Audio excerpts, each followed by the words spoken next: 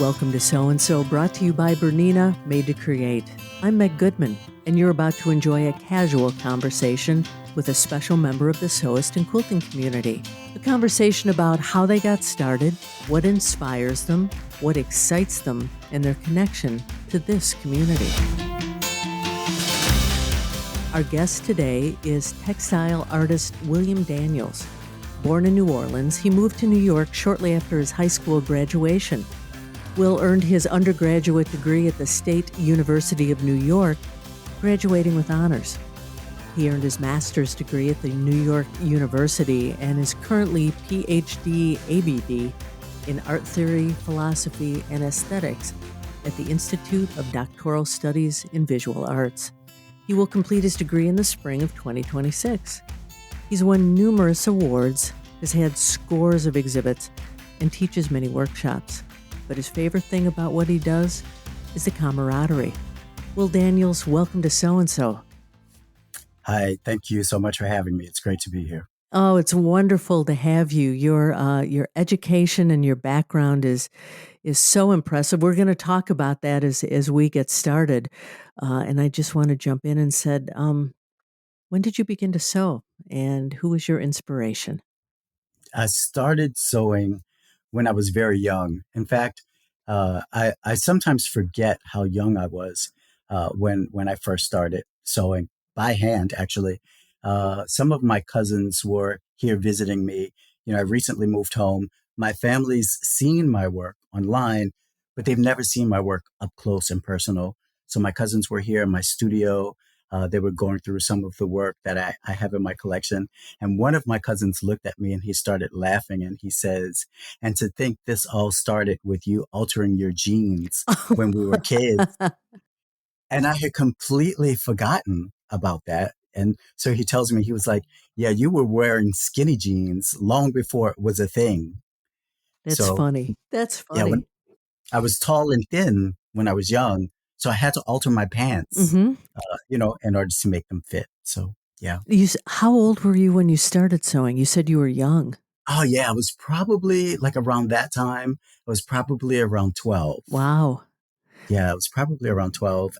But I was always, very crafty, into art probably from maybe when I was around 8. I was experimenting with painting and sculpting and, the creative drive was definitely there.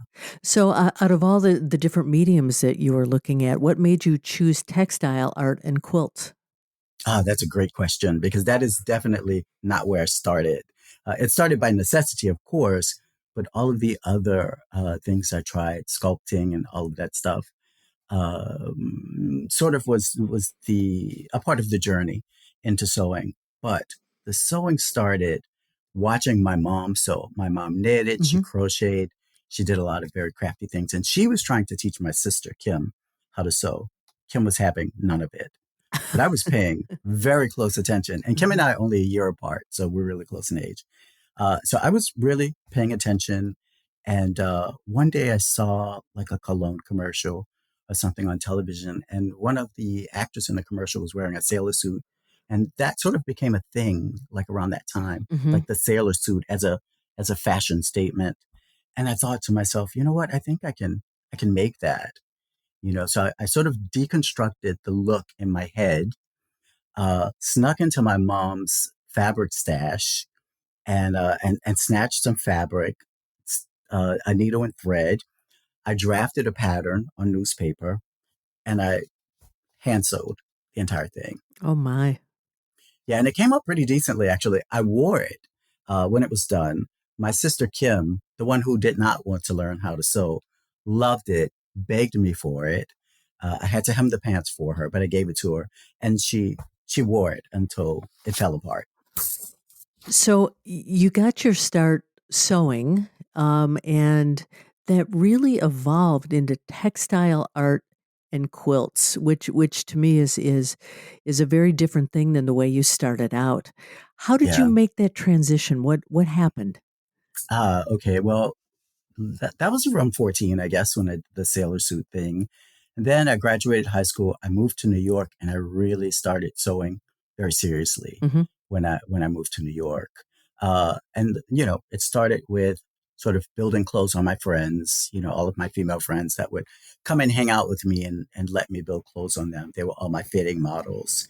And then it sort of turned into a thing where I enjoyed working with textiles, but I really wanted to do something a bit different.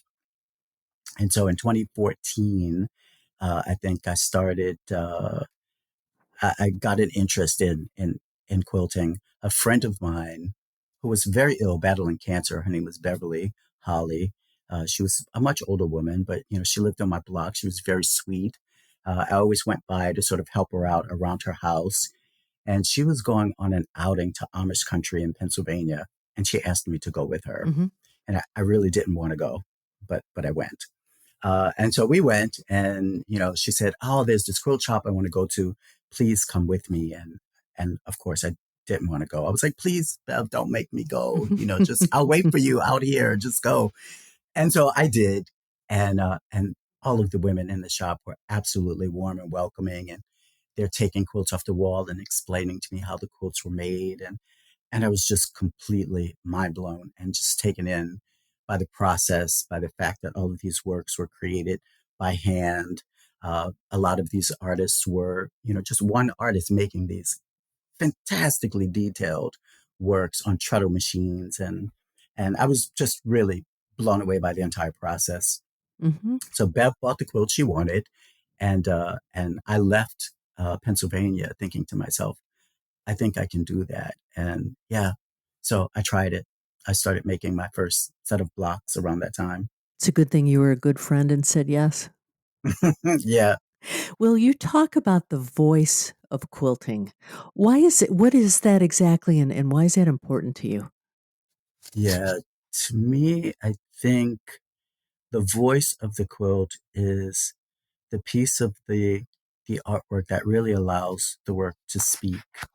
And that is super important to me because I felt like I always wanted to create work that said something Mm-hmm. or that did something that sort of rose above beyond something that was just really highly technical or highly aesthetic. And one of the first pieces of art I created was a digital art piece, and it was called Deaf Not Dumb. I was studying Hmm. visual arts, but my language concentration was American Sign Language. Hmm. And so I created this piece that had all of this information about conditions that cause deafness and degrees of deafness. And it was the first time I combined an image and a concept in a way that deliberately made a very obvious statement. Mm-hmm. It wasn't a hidden message. The learning was meant to be very obvious, but the piece was created in a way that really encouraged the viewer to contemplate the work. Mm-hmm. Like you had to really look very deeply and pay attention to really get the message. And everywhere you looked in the piece, you learned something new about hearing loss. Mm-hmm. And I think it was at that time I realized, yeah, this is what I want my art to do. I want it, to have some aesthetic, qualities that are attractive, but also I want the work to inform and educate, and I just could never really move away from that. And so as I started quilting, I started realizing, okay, I need to find a way to combine, these two things. So I'm still working in textile, but the work is still sort of helping me, reach this goal of educating and informing the viewer. Would you tell us about some of your most memorable creations? Uh, Honestly, I love all of my work, but for me, releasing the work into the universe so it can do its job is really important. Sure. But there is one quilt that I think that's really memorable, and it was one of my early quilts that was a massive California king size triple Irish chain quilt that I created for my mom. Mm-hmm.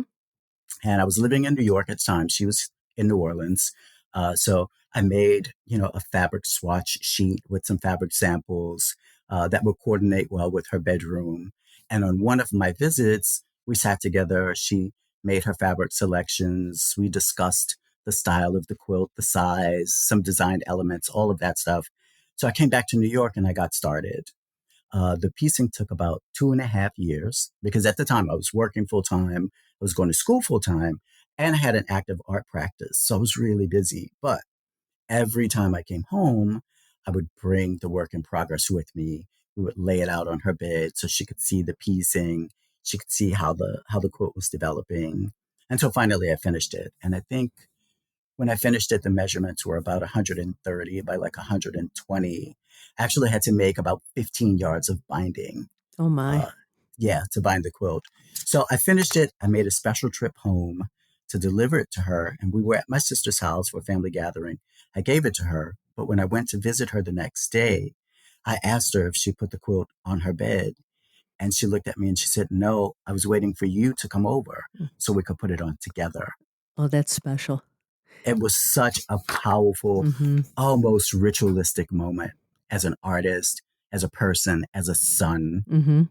It was this huge symbol of respect and acceptance and really to a degree legacy as an artist. My mom's an artist. Her dad was an artist. And I could really see the pride in her face as she stood there sort of looking at the piece. And I was wondering, like, what is going through her mind, Mm-hmm. at this moment, after all of those years of sort of watching me struggle to find myself and my voice as an artist.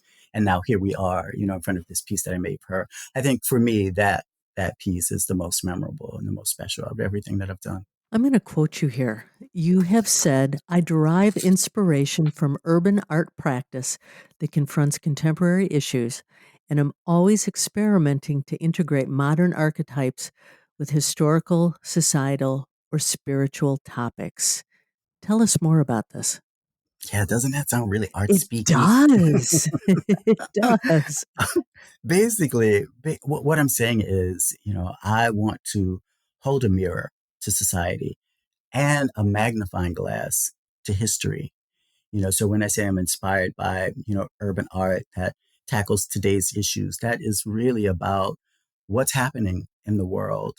Uh, and what am I seeing? And I need to reflect that. And I need to speak to, you know, the world in a broad sense, but also very particular audiences. And I want to do it through quilting and maybe expose quilting to audience that may not see it and use quilting sort of in a very deliberate way to sort of, accomplish that and sort of deliver those messages.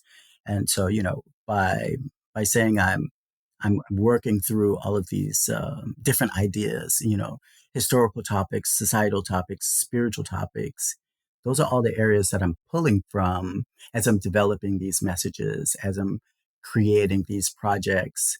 And it all just sort of lends itself to the deliberateness, really, of that message to Hmm. make sure this is not a random process for me. This is a very well thought out, very planned process with very particular subject matter in mind. And I will share this with those listening to our conversation and participating with us today, that on Will's website, he has examples of his work, and it is exactly as he just described. We'll give you that his website URL later in this podcast, but I highly recommend that you go to his website and see his work. It's pretty amazing, and it's just as he described. Now, I do want to say your work has been described as Bohemian, eclectic, and experimental. Can you explain this to us? Yeah. I don't really use the word bohemian to describe my style, but it's quite possible that a lot of other folks that write about my work or that that's been in some of my lectures have, and I've heard it myself.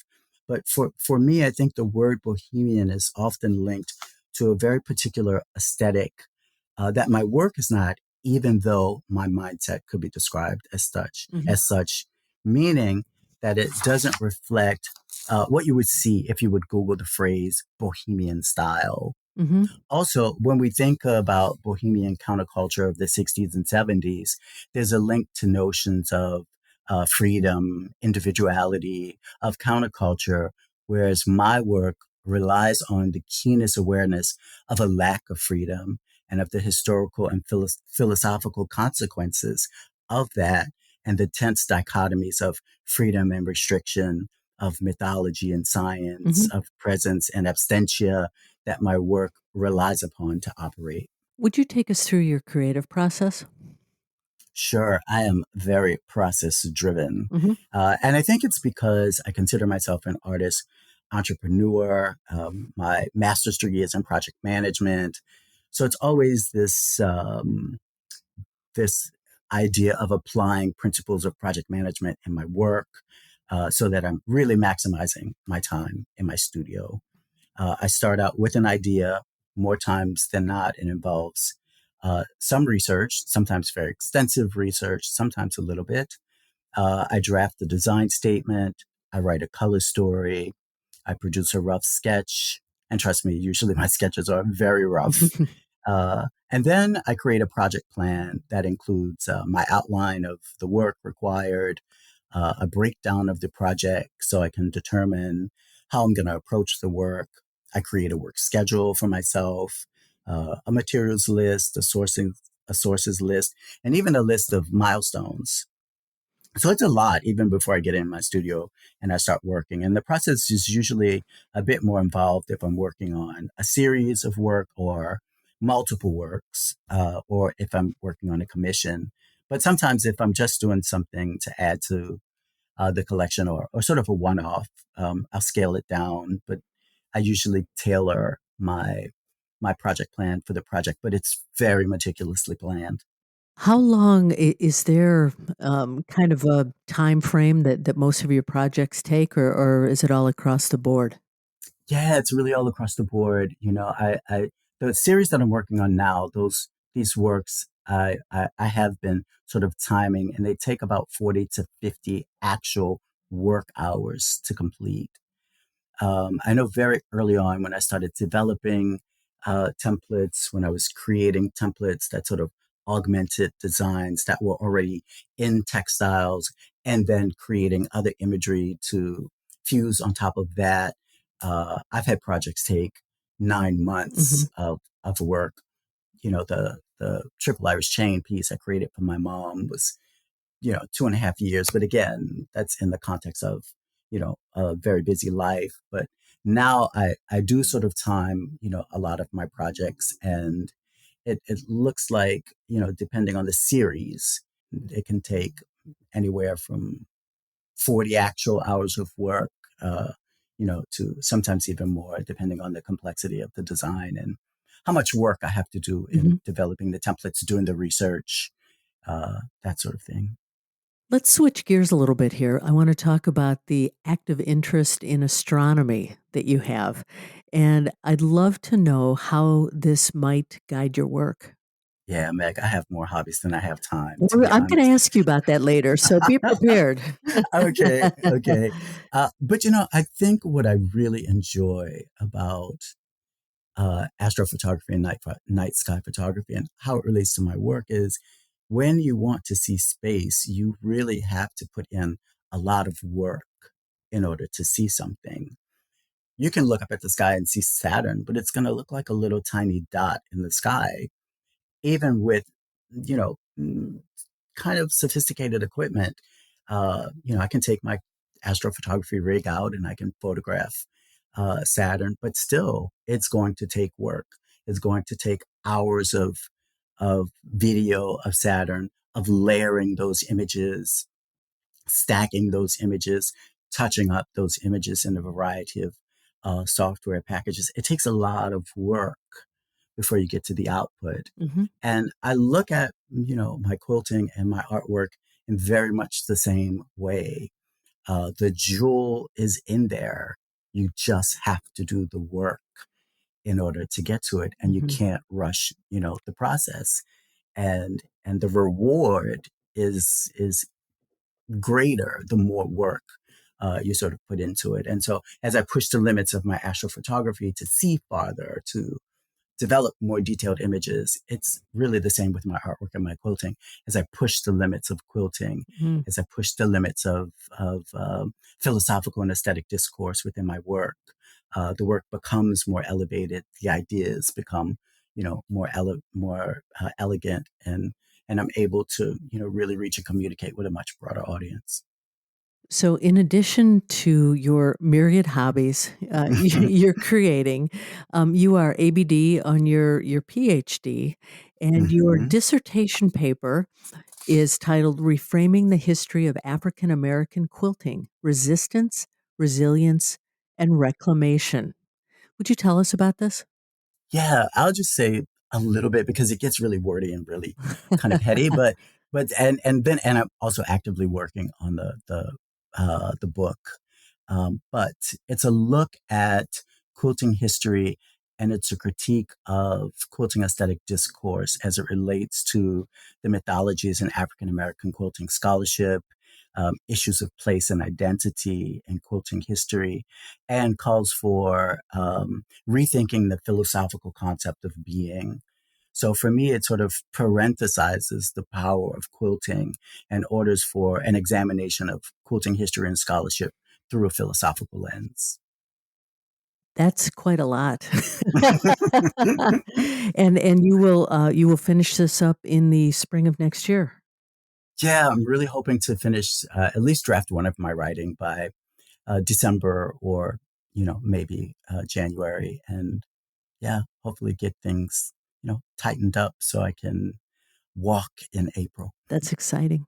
Well, in the intro to this podcast, I mentioned camaraderie being important to you, as is community. So I'm going to quote you here, and then I have a question for you. You said, "I've met some incredibly generous and talented artists on this journey that constantly build me up and push me forward. Some are directly responsible for helping me find my artistic direction. Others helped me find my artistic voice. All of them taught me a great deal." And I found this wonderful story about your first meeting with a quilt guild in New York while you were in college, that was both eye opening and inspiring for you. Would you share that story with us? Sure. I was working on a research paper that focused on the place of artist guilds in art history.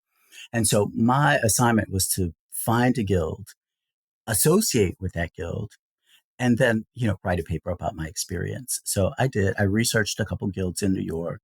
I found a few, and I settled on, this one guild, Cultures of Color Network of New York.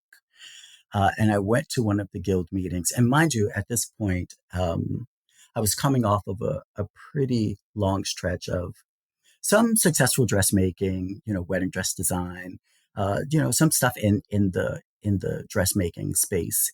So, I considered myself a designer. And so I walked into this guild meeting with a little bit of an ego, feeling like these folks can't teach me anything. I'm expecting to be bored and all of this stuff. And so I walk in with late, first of all, and with a little bit of an attitude. And they were just wonderful from minute one. Mhm, This one woman taps the seat next to her and motions for me to sit down.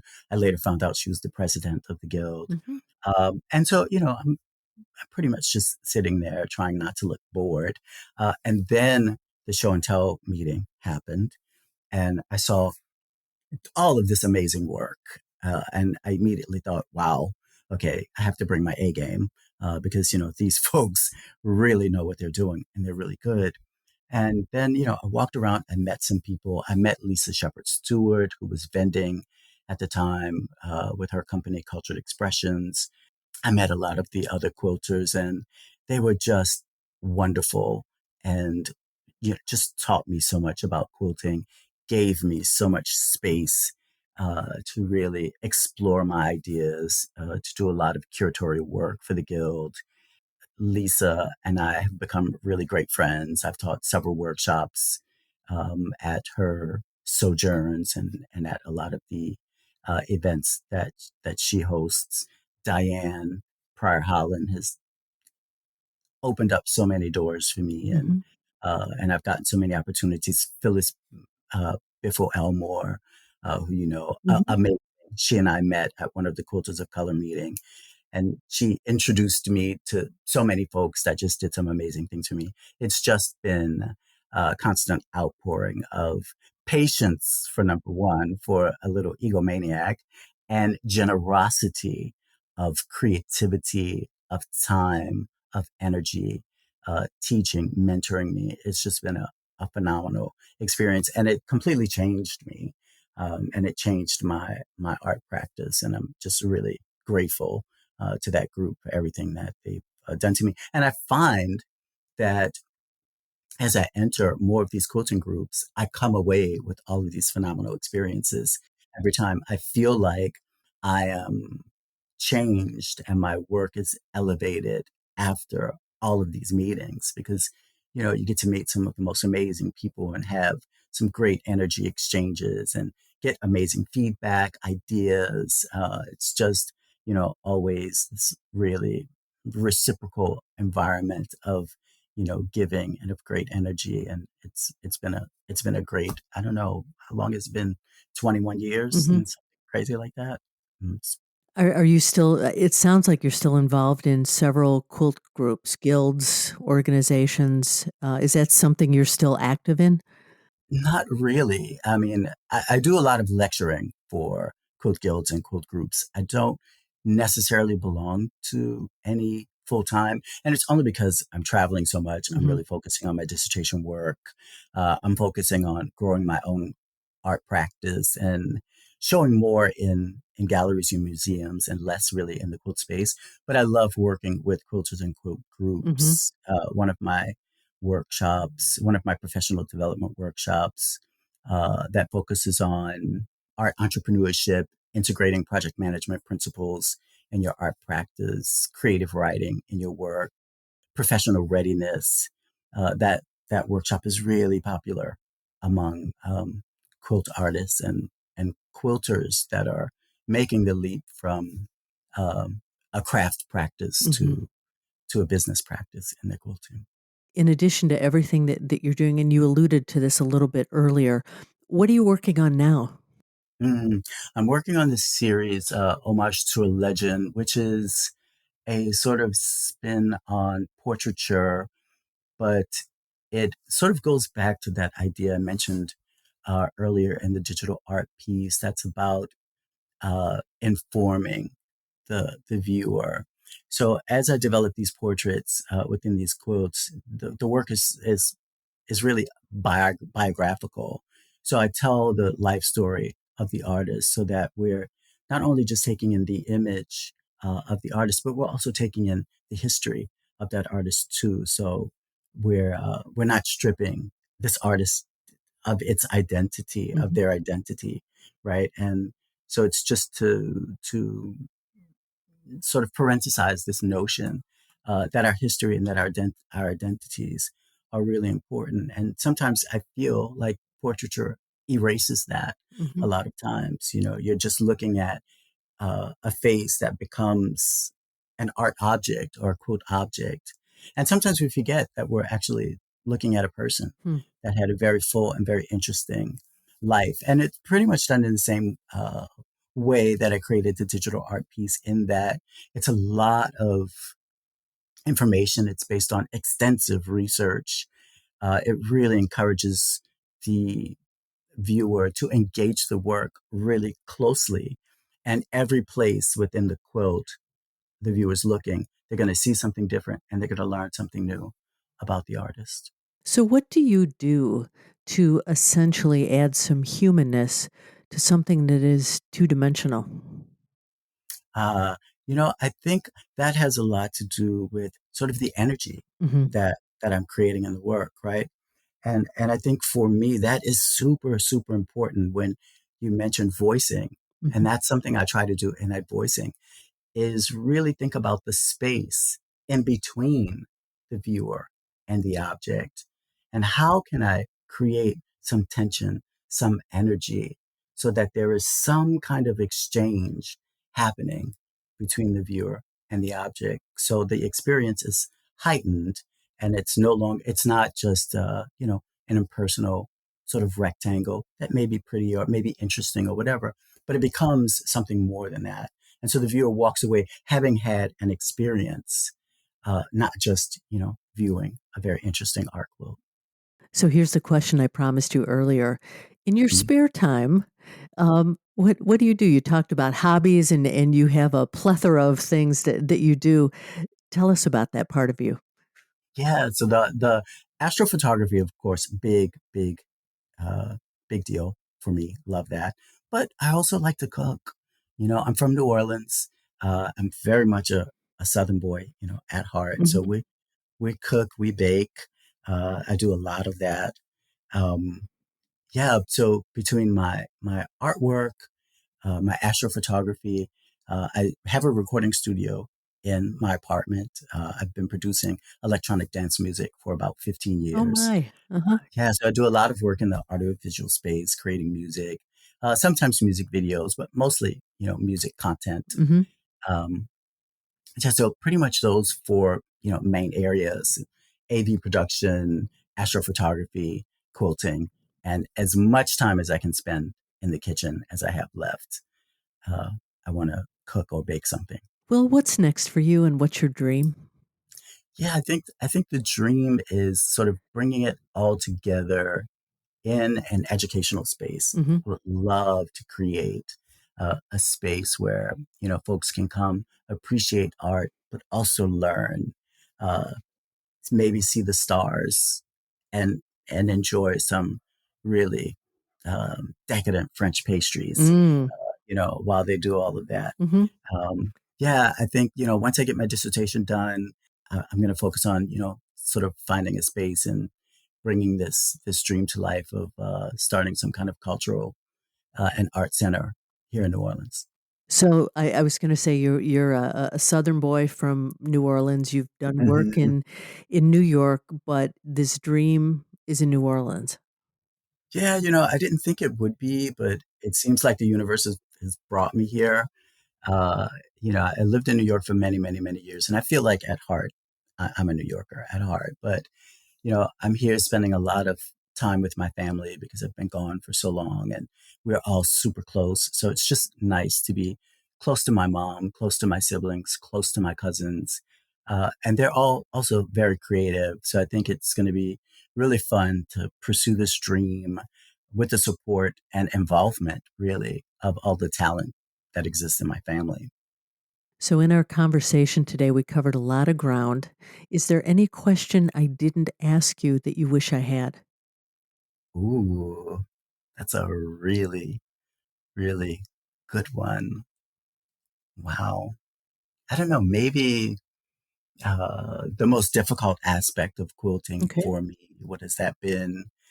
And I think that's really been dealing with sort of issues around sort of gender, being a male quilter, and recognizing so many gender related barriers in the quilt space. And maybe the barriers are I mean, clearly not intentional, but they're there. Mhm. Like, for instance, very early on, realizing that a lot of quilting vernacular was feminized. Fussy cutting and quilting products had feminine names. The princess or the Mm. this, and for a male quilter, that put a lot of pressure on me to sort of engage in this work in this space, but also do it in a way that still preserved my and communicated my masculinity. Mhm. Right. When I talked about quilting, I used very masculine language. I talked about constructing a quilt, or, instead of saying fussy cut, I precision cut. So it was this constant thing of this awareness um, that, we live in a society that has feminized this art form, and just sort of, doing my little tiny piece to sort of move us away from that, and just sort of make the point that quilting is for all of us. It doesn't matter what our quilts look like, if they're pink or if they're green or if they're flowers or if they're animals or whatever they are. Quilting is for all of us. And in the way we talk about quilting and the way we talk about our approach to quilting, our quilting techniques, I think it's important to sort of recognize and represent that. Well, it's been so nice to talk to you today. It's been a wonderful conversation. As our listeners would like to reach out to you, what's the best way for them to do that? Yeah, they can reach out to me. They can reach me on my website, williamdanielsartist.com, or on my Instagram at William Daniels Artist, or my Facebook page, William Daniels Artist as well. Wonderful. Thank you again so much for joining us today. Thanks so much for having me. Well, there you have it. Another story about someone just like you. Someone for whom sewing and quilting is so much more than a hobby. It's a way of life and a connection to something bigger. If you know someone you think has an outstanding story, a story that should be shared on this podcast, please drop me a note to meg@soandsopodcast.com or complete the form on our website. Be sure to subscribe to, review, and rate this podcast on your favorite platform, and visit our website, soandsopodcast.com, for more information about today's and all of our guests. That's SEWANDSO podcast.com. And finally, I want to thank Bernina for making this program possible. I'm Meg Goodman, and I look forward to you joining us next time on So and So.